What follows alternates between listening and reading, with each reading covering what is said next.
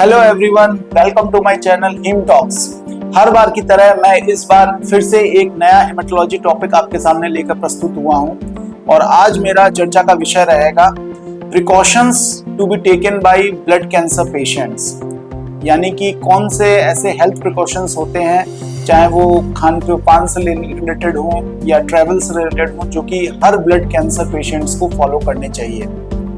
तो मैं अपने इस डिस्कशन की शुरुआत सबसे पहले खाने पीने के परहेज और क्या चीज हमें खानी चाहिए जो कि ब्लड कैंसर के पेशेंट्स के लिए फायदेमंद है और कौन सी चीजें नहीं खानी चाहिए जो कि ब्लड कैंसर के पेशेंट के लिए नुकसानदायक है। तो सबसे इम्पोर्टेंट चीज होती है कि ब्लड कैंसर, जैसा कि आप सब जानते हैं कि ब्लड कैंसर का मतलब है कि उस मरीज के जो इन्फेक्शन फाइटिंग सेल्स हैं उन्होंने एक तरीके से काम करना बंद कर दिया है। और जब किसी भी मरीज के इन्फेक्शन फाइटिंग सेल्स यानी कि आंतरिक इम्यूनिटी डाउन होती है तो उसको जाहिर सी बात है तरह तरह के इन्फेक्शन कैच करने की प्रोपेंसिटी बहुत बढ़ती चली जाती है। और इसी के रीजन से हम लोग यूजुअली कुछ इंपॉर्टेंट प्रिकॉशंस मरीजों को बताते हैं जो कि ब्लड कैंसर के मरीजों के लिए खास लाभदायक होते हैं। पहला, कोई भी बाहर की वस्तु या कुक्ड फूड आइटम नहीं खाना चाहिए। बाहर का मतलब किसी भी रेस्टोरेंट का, होटल का, कहीं भी टपरी का, फिर कहीं भी रोड साइड कुछ भी खाना जो कि बहुत अच्छा दिख रहा है, हाइजीनिक दिख भी रहा है, तब भी हमें अवॉइड करना चाहिए। उसका मेन रीजन ये है कि इन सारे पब्लिक प्लेसेस पे जो भी खाना बनता है वो एक नॉर्मल इम्यूनो कॉम्पिटेंट पर्सन जिसका कि इम्यून सिस्टम पूरा इंटैक्ट है उसके लिए तो कोई साइड इफेक्ट नहीं करेगा, लेकिन ब्लड कैंसर पेशेंट्स के लिए वो जानलेवा भी सिद्ध हो सकता है क्योंकि किसी भी तरीके का कोई भी इन्फेक्शन वो उस खाने को खाने के बाद पा सकते हैं। दूसरा इंपॉर्टेंट प्रिकॉशंस है कि हम लोग यूजुअली हर एक पेशेंट्स को ये एडवाइस करते हैं कि जो भी चीज खाएं वो कुक्ड होनी चाहिए। कुक्ड का मतलब या तो वो बॉयल हो गई हो, फ्राइड हो गई हो या रोस्ट हो गई हो।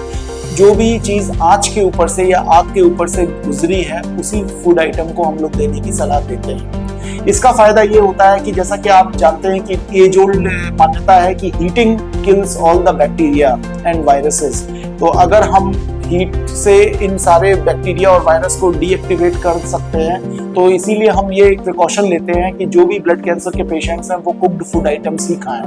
यूजुअली इसमें हम लोग सैलेड्स, फ्रूट्स को हम यूजुअली अवॉइड करने के लिए कोशिश करते हैं और खास करके फर्स्ट 1 और 2 मंथ्स ऑफ द जब हमारा ट्रीटमेंट शुरू हुआ होता है क्योंकि उस समय हमारी इम्यूनिटी बहुत ज्यादा डाउन होती है। एक बार हमारी बीमारी में रिस्पॉन्स आ गया होता है या हमारा जनरल कंडीशन में इंप्रूवमेंट आने लगता है, ब्लड काउंट्स इंप्रूव होने लगती हैं, तो फिर हम इस प्रिकॉशन को थोड़ा सा हल्का कर सकते हैं। जैसे कि हम फ्रूट्स अलाउ कर देते हैं, मोटे छिलके वाले फ्रूट्स हम अलाउ कर देते हैं और वैसे कोई भी जो छिलके वाला फूड आइटम है वो मरीज आराम से अपने सुविधा से खा सकते हैं।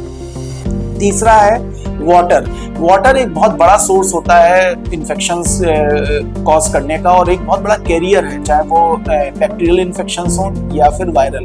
बैक्टीरियल इन्फेक्शंस में मोस्ट कॉमन इन्फेक्शन जो पानी से फैलता है वो है टाइफॉइड। आप लोगों ने पढ़ा भी होगा, सुना भी होगा कि कई बार पानी का कंटेमिनेशन से बहुत सारे पेशेंट जो कि इम्यूनो कॉम्प्रोमाइज नहीं भी होते उनको भी टाइफॉइड हो जाता है और हाई ग्रेड फीवर, पेट में दर्द, उल्टियां, वॉमिटिंग ये सब होने की संभावना रहती है। तो इम्यूनो कॉम्प्रोमाइज पेशेंट्स में भी हम यही एडवाइस करते हैं कि जब भी आप पानी पिएं तो बॉइल्ड वाटर होना चाहिए। बॉइलिंग से सारे जर्म्स मर जाते हैं और उसी बॉइल्ड वाटर को ठंडा करके आप पी सकते हैं। कई पेशेंट मुझसे पूछते हैं कि बिस्लेरी का या आरओ का पानी क्या हम डायरेक्ट पी सकते हैं, तो मेरी सलाह यही रहती है कि अगर आप इंश्योर कर सकते हैं कि आरओ की बहुत प्रॉपर क्लीनिंग एंड सर्विसिंग हो रही है और किसी तरीके का कोई भी इन्फेक्शन नहीं है तब तो यस आप आरओ का पानी डायरेक्ट पी सकते हैं। नहीं तो मेरी सलाह ये रहती है कि कहीं आप बेस्ट है कि ज्यादा हमें इधर उधर कोई बहुत महंगे खर्चे नहीं करने हैं। अपने पानी को एक भगोने में एक किसी बर्तन में उबालिए और उसको ठंडा करके बॉटल्स में भर के उसका सेवन करें। इससे बहुत कम रिस्क हो जाती है क्योंकि बहुत सारे पेशेंट जिनके ब्लड के काउंट्स कम होते हैं उनको लूज मोशंस होने का रिस्क बहुत अधिक होता है और कई बार ये लूज मोशन इतने सीरियस होते हैं कि हॉस्पिटल एडमिशन की भी आवश्यकता पड़ जाती है। चौथा, कोई भी हम किसी भी सोसाइटी प्रेशर में हमें नहीं आना है। कई बार ऐसा होता है कि हमारा जैसे ब्लड कैंसर डायग्नोस हुआ, हमारी बीमारी कंट्रोल में आ गई, लेकिन लोग आपको बहुत, आपका फ्रेंड सर्किल बहुत ज्यादा प्रोत्साहित करेगा, अरे यार अब तो तू सही हो गया है, अब इतना परहेज क्यों करना है, चलो एक नॉर्मल आदमी की तरह जीवन बिताओ।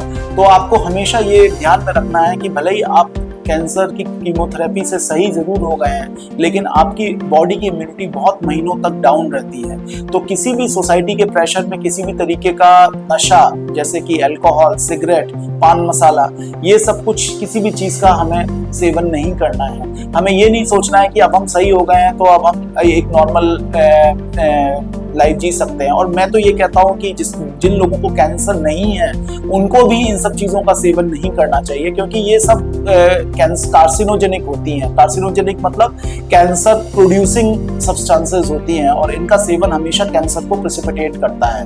तो अगर आप इन सभी चीजों का सेवन या बुरी लत में पड़ गए just because of society pressure कि मेरा दोस्त क्या सोचेगा, मेरा फ्रेंड सर्किल क्या सोचेगा, तो इसमें आपको बिल्कुल भी शर्माना नहीं चाहिए और बोल्डली कहना चाहिए कि मेरे डॉक्टर ने मुझे ये सब काम करने के लिए सब मना किया है। रही बात ट्रैवलिंग की, ट्रैवल बहुत इंपॉर्टेंट एक पहलू है जो कि ब्लड कैंसर पेशेंट्स को ध्यान में रखना चाहिए। अभी कुंभ मेला ऑर्गेनाइज हुआ था और 10-12 करोड़ से भी ज्यादा श्रद्धालु गए। मुझे कहने में बहुत अफसोस हुआ कि हमारे ब्लड कैंसर के पेशेंट्स भी उस कुंभ मेले में नहाने गए, और बहुत सारे पेशेंट्स बहुत ही सीरियस इन्फेक्शंस लेके हमारे उसके बाद कुंभ मेले में नहाने के बाद एडमिट हुए। कहने का मतलब ये है कि क्राउडेड प्लेसेस में जहाँ पे बहुत लाखों करोड़ों की भीड़ जुड़ रही है, वहाँ पे वायरल इन्फेक्शंस होने का, बैक्टीरियल इन्फेक्शंस होने का रिस्क बहुत मल्टीफोल्ड बढ़ जाता है। और बहुत से लोग यहाँ तक कि जो गंगा का पानी है उसका भी सेवन कर लिया, बिना उबाले बिना बॉईल किए उन्होंने पिया भी है। तो उससे क्या हुआ कि कुछ पेशेंट्स को हम बचा नहीं पाए, क्योंकि उनको बहुत सीरियस इन्फेक्शंस, बहुत serious pneumonia because of the viral infections, ये सब इन्फेक्शंस हो गए, और उन्होंने कुछ पेशेंट्स इतने क्रिटिकल हो गए कि हम उनकी जान नहीं बचा पाए। तो कहने का मतलब ये है कि हमें बहुत ही लिमिटेड और रेस्ट्रिक्टेड लाइफस्टाइल जीना है। हमें बहुत ज़्यादा ऐसी क्राउडेड प्लेसेस में ट्रैवल नहीं करना है, क्राउडेड बसेस, ट्रेन, इन सब में ट्रैवल नहीं करना है। पब्लिक प्लेसेस जैसे एयरपोर्ट्स, बस अड्डे, ये सब प्लेसेस बहुत मेजर सोर्स होते हैं वायरल इन्फेक्शन कंटेमिनेशन के। अगर आपको ध्यान होगा कि कोविड के टाइम में भी लोग बहुत ट्रैवल अपना रेस्ट्रिक्ट कर दिया था, और वही एकमात्र तरीका था जिससे कि हम कोविड को फैलने से बचा पा रहे थे। यदि किसी मजबूरीवश आपको इंपॉर्टेंट रीजन से ट्रैवल करना भी पड़ रहा है तो हमेशा आप फेस मास्क लगाइए। फेस मास्क लगाने में शर्माइए मत, क्योंकि ये कोई शर्माने की बात भी नहीं है और ये एक हेल्थ बेनिफिट है। आज तक सब लोगों ने यही माना है कि कोविड को से प्रोटेक्ट होने का जैसे कि मोस्ट इंपॉर्टेंट और इफेक्टिव तरीका फेस मास्क था, वैसे ही इम्यूनो कॉम्प्रोमाइज्ड पेशेंट्स के लिए जो कि ब्लड कैंसर के होते हैं, उनको डिफरेंट वायरल इन्फेक्शंस से बचने का मोस्ट अच्छा सबसे तरीका फेस मास्क लगाना होता है। तो ये कुछ इंपॉर्टेंट प्रिकॉशंस होते हैं जो कि हमें हमेशा याद रखने चाहिए और कभी भी नहीं भूलना चाहिए, चाहे हम कहीं भी किसी भी परिस्थिति में हो। चाहे उन मरीजों का जिनका ट्रीटमेंट चल रहा है, और वो मरीज के लिए भी ये एप्लीकेबल है जिनका ट्रीटमेंट खत्म हो चुका है और वो बिल्कुल नॉर्मल है, क्योंकि बीमारी से हमें सिर्फ एक चांस देती है। अगर हम अपनी लापरवाही से वो चांस खो देते हैं तो इससे दुखद घटना कुछ नहीं हो सकती हमारी जिंदगी में। नमस्कार।